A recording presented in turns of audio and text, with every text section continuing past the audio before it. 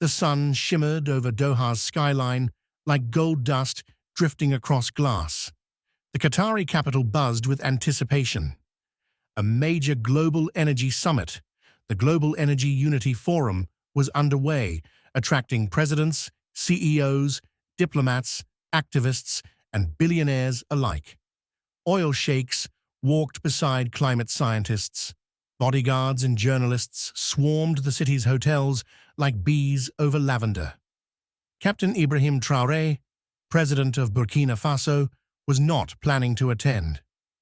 "I have no business with fossil fuel barons," he had grunted weeks earlier to his security minister.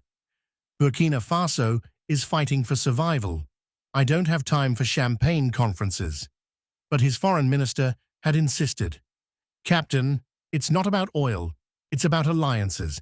It's about being seen. West Africa's voice must be in the room." So, after a long sigh, Traore relented. His arrival was quiet compared to the heads of richer nations, no convoy of Bentleys or blacked-out Maybachs, just a modest delegation in 2 armored Land Cruisers.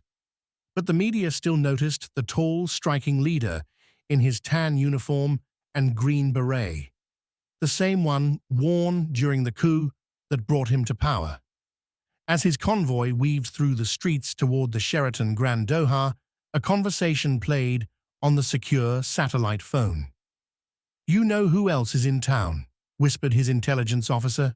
"Who?" "Donald J. Trump, private business, staying at the Marsa Malaz Kempinski, unofficial." "Trump?" Traore frowned. "What the hell is he doing in Qatar?" "Rumor is something about oil deals with Emirati financiers and golf course expansions in the desert." Traore chuckled. Of course, Trump would sell sand in the Sahara. Later that evening, after a long panel on just energy transitions in the Sahel, Traore slipped out of the hotel through a side entrance, craving fresh air and silence. He left behind a room full of men, in suits, arguing about carbon credits and investment portfolios.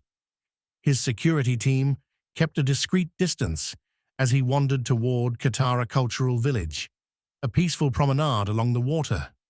The sea breeze cooled his skin as traditional Qatari dhows rocked gently at the harbor. And then fate intervened. As Traore approached a quiet outdoor cafe, a man in a white baseball cap turned around abruptly, bumping into him. "Watch it," the man barked. He paused. Traore looked up. So did the man. They froze. Both recognized each other instantly. "You're Donald Trump," Traore said flatly, "and you're that African guy, the captain, from, one of those countries. Burkina Faso," Traore replied, eyes narrowing. Trump gave a strange smile. Right, I've heard of it. Great minerals, great gold. You've got, what's the word, tremendous potential." Traore didn't answer. Behind them, both security teams suddenly noticed each other. Hands went to earpieces. Tension rippled like a stone tossed in still water. Trump, ever theatrical, waved them down. "Stand down, people. Relax. The captain and I are just 2 powerful men having a little chat. Right, Captain?" Traore stared, puzzled. "You speak like a cartoon." Trump laughed. "That's funny. You're funny. I like that. You know, I always admired military men. Real leaders, not like the weaklings in Washington. I lead a revolution.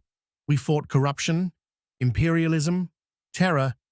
"I know," Trump interrupted. "I saw it on YouTube. Great footage, tremendous views. You went viral, believe me."